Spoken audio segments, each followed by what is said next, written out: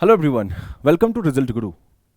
मैं आज आपको बताने वाला हूं कि डाइस के सवाल को सेकंड्स में कैसे बना सकते हैं। एक नंबर यहां से डेफिनेटली आपको मिलने वाला है क्योंकि एग्जाम में डाइस के सवाल पूछे ही जाते हैं।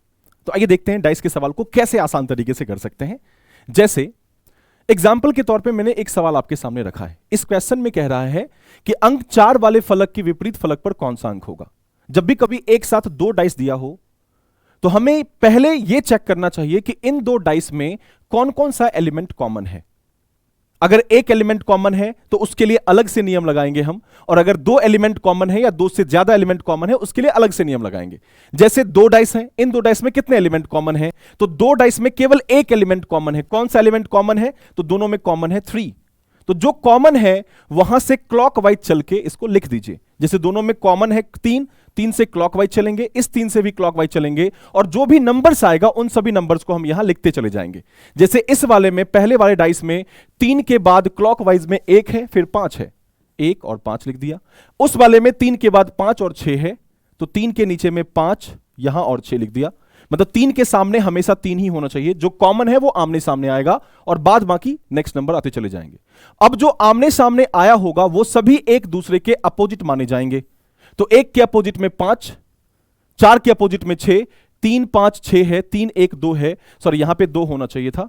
3 1 2, 3 5 और 6 है, तो 6 के सामने में 2 हो जाएगा, 1 के सामने में 5 हो जाएगा, और 3 के सामने में क्या होगा, तो 3 के सामने में 4 आ जाएगा। सवाल, चूंकि हम सभी जानते हैं कि एक डाइस में मैक्सिमम 6 ही नंबर्स हो सकते हैं, 1 से लेके 6 तक।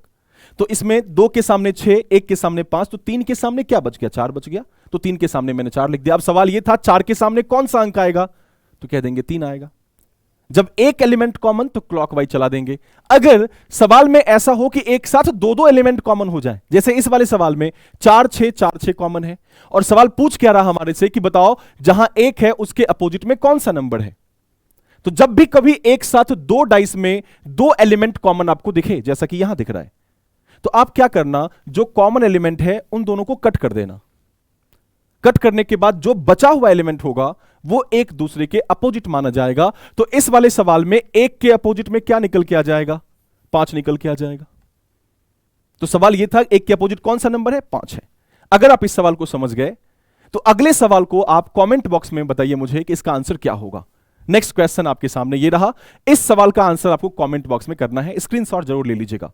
क्लास कैसी लगी, अगर अच्छी लगी तो मुझे कमेंट करके जरूर बताइए। क्लास को शेयर कर दीजिएगा, लाइक कर दीजिएगा। चैनल पे अगर आप नए हैं तो चैनल को सब्सक्राइब जरूर कर दीजिएगा। धन्यवाद।